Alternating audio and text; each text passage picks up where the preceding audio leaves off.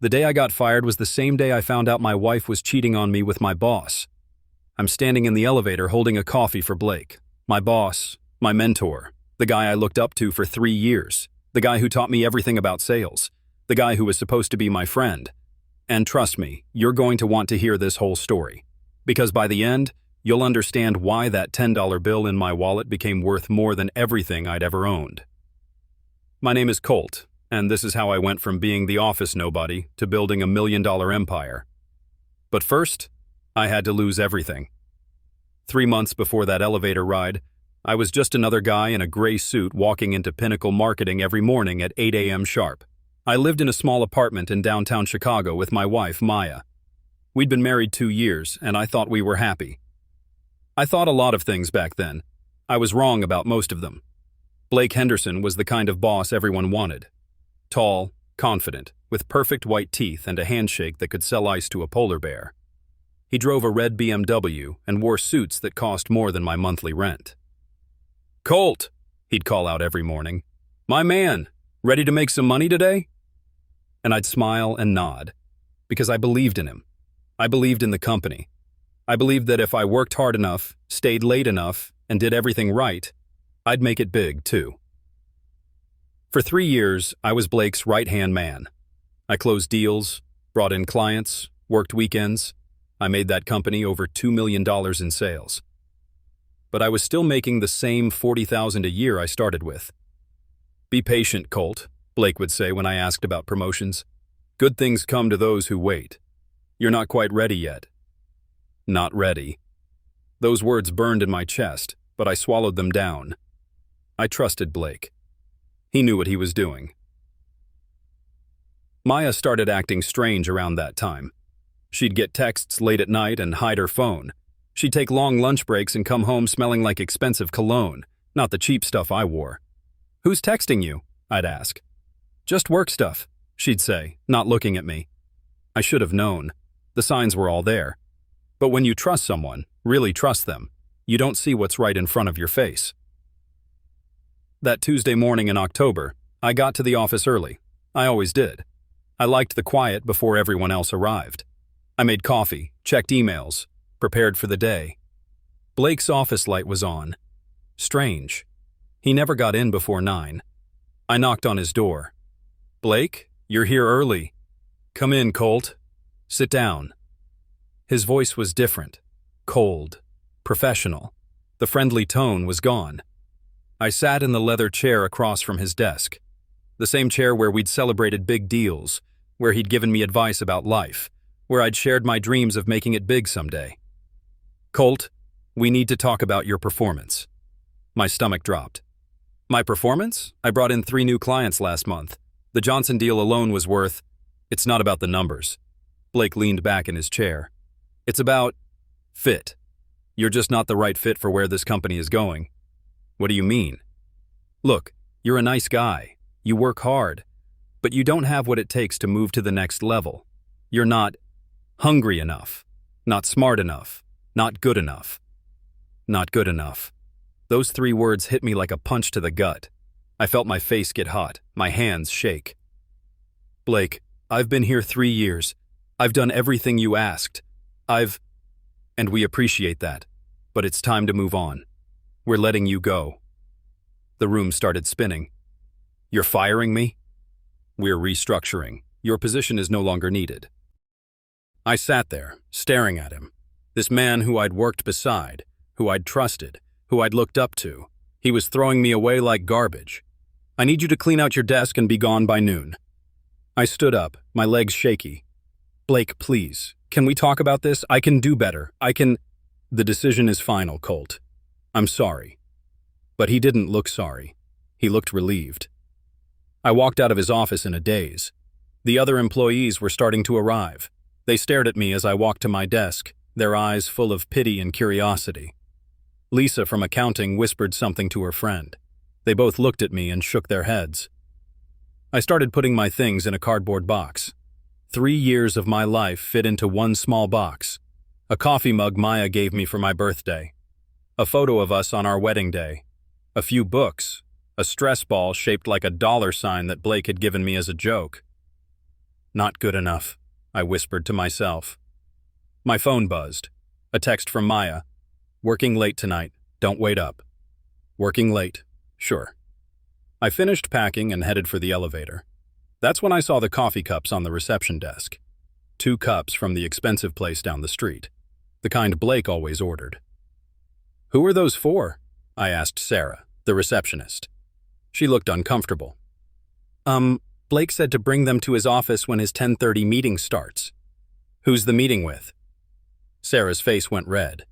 I don't think I should. But I already knew. Deep down, I already knew. I took the elevator to the parking garage. I needed air.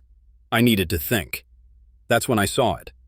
Blake's red BMW parked in his reserved spot, and through the back window I could see 2 people inside. My heart stopped. I walked closer, my hands shaking. The windows were tinted, but not enough. Not enough to hide what I was seeing. Blake was in the driver's seat, and Maya, my wife, was in his arms. They were kissing like teenagers. Her hands were in his hair. His hands were... I turned away. I stood there in that cold parking garage holding my box of worthless office supplies, watching my wife cheat on me with the man who had just destroyed my career. Not good enough. The words echoed in my head as I watched them through that car window. Not good enough for the job. Not good enough for my wife. I pulled out my phone and took a picture. I don't know why. Maybe I needed proof. Maybe I needed something to show that this was real, that my whole life wasn't just falling apart in my imagination. They didn't see me. They were too busy with each other.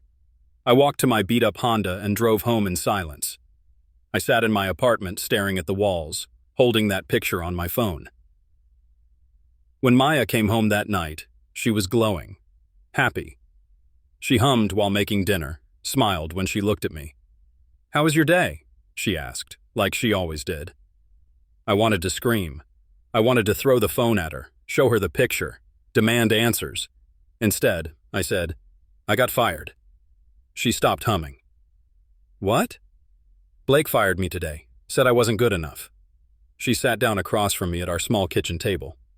"Oh, Colt, I'm so sorry." But she didn't look sorry. She looked relieved? Happy even? What did he say exactly? I told her everything. About the meeting, about being let go, about feeling like a failure. She rubbed my hand. "Maybe this is a good thing. Maybe it's time for a fresh start." A fresh start, right. That night, I lay in bed next to my cheating wife, staring at the ceiling. She fell asleep quickly, probably dreaming about Blake and his BMW and his expensive suits. I couldn't sleep. I kept thinking about that phrase, not good enough. Blake was wrong. I wasn't some loser who couldn't make it. I'd made that company millions. I'd worked harder than anyone else in that office. But maybe he was right about one thing. Maybe I wasn't hungry enough. Maybe I'd been playing it safe, following his rules, waiting for permission to succeed. Maybe it was time to stop waiting.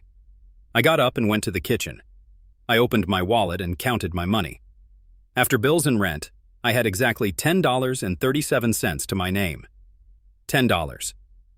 I sat at the kitchen table, holding that $10 bill in the dim light from the street lamp outside.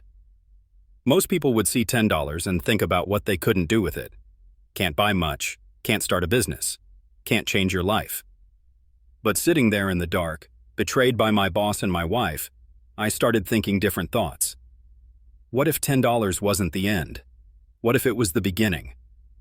I thought about all the things Blake had taught me about sales, about finding people's pain points, about solving problems, about making people feel like they needed what you were selling. I thought about the internet, about all the success stories I'd heard. People starting with nothing and building empires. Maybe Blake was right. Maybe I wasn't good enough for his company, with his rules and his politics and his backstabbing. But maybe I was good enough for something else, something bigger. I folded that $10 bill and put it back in my wallet. Tomorrow, I'd start over. Tomorrow, I'd show everyone what not good enough could do. I didn't know it then, but that $10 bill was about to become the seed of something massive. Something that would make Blake's company look like a lemonade stand. Something that would make them all pay for what they'd done to me. But first, I had to hit rock bottom. And trust me, I wasn't there yet. The next morning, Maya left for work early. I knew where she was really going. I spent the day applying for jobs online, but my heart wasn't in it. Every rejection email felt like another voice saying, "Not good enough." By evening, I'd gotten 7 rejections and 1 interview scheduled for the following week. A sales job at a car dealership that paid half what I'd been making. Maya came home late again, smelling like Blake's cologne. "Any luck today?" she asked. "1 interview. It's not much." She nodded and went to take a shower. While the water was running, her phone buzzed on the kitchen counter. I shouldn't have looked, I know that, but I did. The text was from Blake. "Can't wait to see you tomorrow. Wear the red dress." My hands shook as I read it. The red dress. The one I'd bought her for our anniversary last year. I heard the shower turn off and put her phone back where I'd found it. That night, I made a decision. I wasn't going to confront them. Not yet. I was going to do something better. I was going to disappear, and when I came back, I was going to be someone they couldn't ignore. Someone who was more than good enough. I stayed up all night planning, researching, learning everything I could about online business, about dropshipping, about social media marketing. By morning, I had a plan. It was crazy. It was risky. It probably wouldn't work. But it was mine. I used my $10 to buy a domain name for a website, Urban Lifestyle Co. I had no products, no inventory, no business plan. But I had something else. I had 3 years of watching Blake work. 3 years of learning his techniques, his psychology, his methods. And I had the burning desire to prove everyone wrong. Maya left for work, or wherever she was really going. I kissed her goodbye, knowing it might be the last time. "Good luck with the interview today," she said. "Thanks," I replied. But I wasn't going to any interview. I was going to war. 2 weeks later, I was living in my car. Maya had kicked me out when the rent money ran out. She said she needed space to think. What she really needed was space to bring Blake over without me getting in the way. I parked behind a 24-hour diner and used their Wi-Fi to run my business from my laptop. I showered at the gym down the street for $5 a day. I ate dollar menu burgers and told myself this was temporary. But here's the thing nobody tells you about hitting rock bottom. It's the perfect place to build a foundation. That $10 website was about to change everything. Remember, I had learned everything from Blake. How to read people, how to find their pain, how to make them buy things they didn't even know they wanted. But Blake made one big mistake. He taught me too well. I started small. Real small. I found a supplier in China who would dropship phone cases for $3 each. I listed them on my website for $15. My first sale came at 2 a.m. while I was sleeping in my Honda. The notification woke me up. Some college kid in Texas had bought a phone case with a cool design. $12 profit. From my $10 start, I now had $22. It doesn't sound like much, but it felt like winning the lottery. The next day, I bought ads on social media. $5 here, $10 there. Testing different images, different words, different audiences.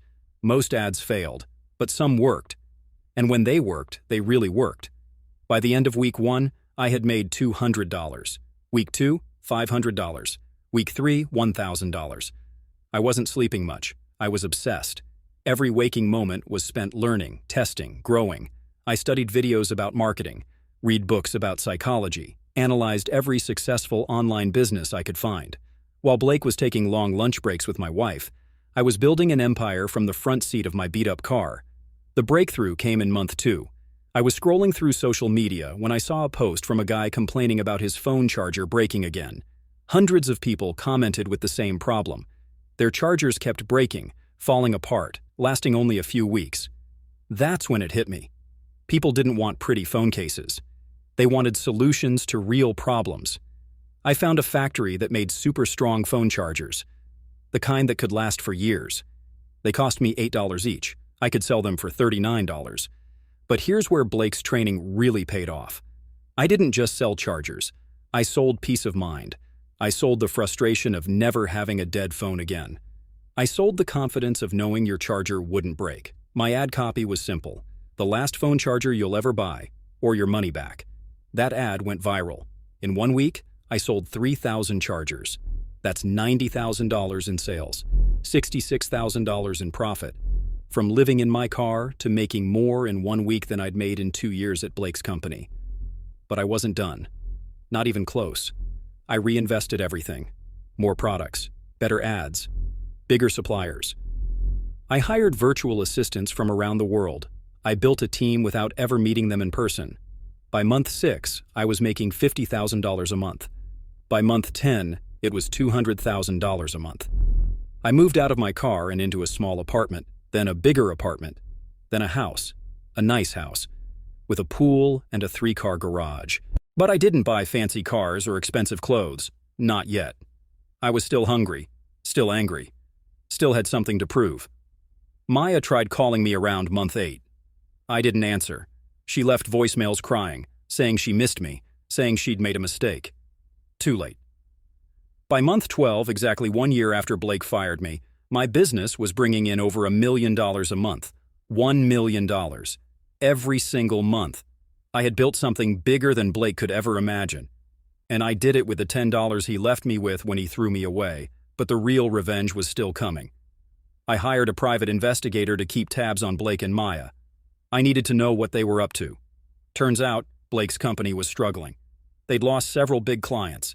Without me there to close deals, their sales had dropped by 60%. Blake was panicking. He'd taken out loans to keep the company running. He was behind on payments. His red BMW had been repossessed. Maya had moved in with him, but their relationship was falling apart. Turns out, cheating together doesn't make you trust each other. Who would have thought? The investigator also found out something interesting. Blake had been stealing from the company, skimming money from client payments, moving funds into personal accounts. He was desperate. And desperate people make stupid choices. That's when I made my move. I created a fake identity online. A wealthy investor looking to buy struggling marketing companies. I reached out to Blake through a business broker. The hook was simple. I was offering to buy his company for $2 million, cash, no questions asked. All he had to do was meet with me to discuss terms. Blake bit immediately. He scheduled a meeting at the Ritz-Carlton downtown, the same hotel where he used to take clients, where he probably took Maya on their first date.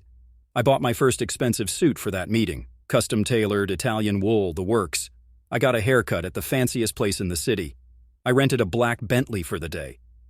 When I walked into that hotel restaurant, I looked like exactly what I was, a millionaire businessman who owned the world.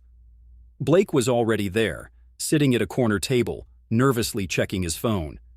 He'd aged in the past year. Gray hair, stress lines, cheap suit. He looked desperate. He didn't recognize me at first. I'd changed. Confidence changes how you look, how you carry yourself. Success changes everything. I sat down across from him and watched his face as recognition slowly dawned. "Hello, Blake." His mouth fell open. "Colt? What are you doing here?" "I'm here about your company, the one you're trying to sell." "I don't understand." I leaned back in my chair, completely calm. "I'm the investor, Blake, the one offering to buy you out." His face went white. That's impossible.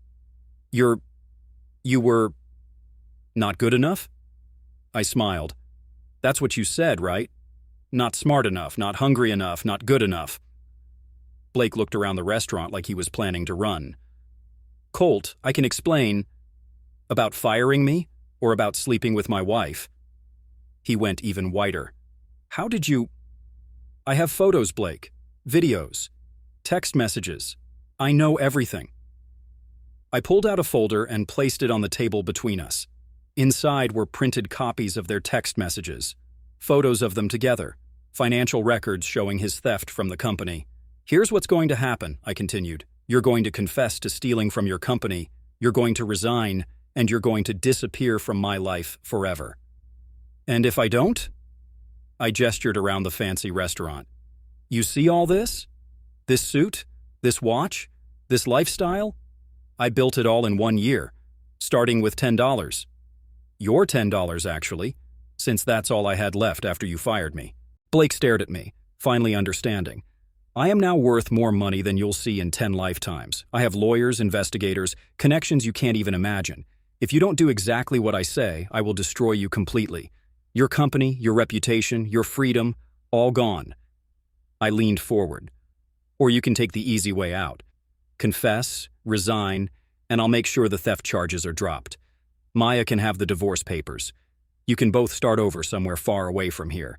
Blake's hands were shaking. You can't do this. I already have. I pulled out my phone and showed him a news article that would go live in exactly 1 hour. Blake Henderson, CEO of Pinnacle Marketing, under investigation for fraud, complete with photos, documents, and witness statements. Unless you call your lawyer right now and confess, this goes public. Your company dies, you go to prison, and Maya gets to explain to everyone why she left her husband for a criminal. Blake looked defeated, broken, exactly how I'd felt sitting in his office a year ago. Why are you doing this? I stood up and straightened my tie. Because you were wrong, Blake. I was good enough. I was always good enough. I just needed the right motivation. I dropped a $50 bill on the table for my untouched coffee. You have 1 hour to decide. Choose wisely. I walked out of that restaurant feeling lighter than I'd felt in years. Blake called his lawyer 20 minutes later. The news broke the next day. Local CEO resigns amid fraud investigation. Blake had confessed to everything. The company was shut down. The employees found new jobs, better jobs, most of them. Maya called me crying. She wanted to meet, to explain, to apologize. I sent her divorce papers instead. 6 months later, I got a text from an unknown number. It was Maya. I heard about your success. I'm happy for you. I know I messed up.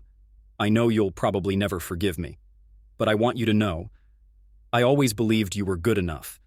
I was just too scared and stupid to wait for you to believe it too. I stared at that message for a long time. Part of me wanted to be angry. Part of me wanted to forgive her. Instead, I deleted the message and blocked the number. Some bridges you burn, some you just walk away from. Today, 3 years later, my company brings in over $10 million a year. I employ 50 people. I own 3 houses, 5 cars, and more money than I know what to do with. But you know what the best part is? I kept that original $10 bill. It's framed on my office wall with a note, "Not good enough. Colt's first investment."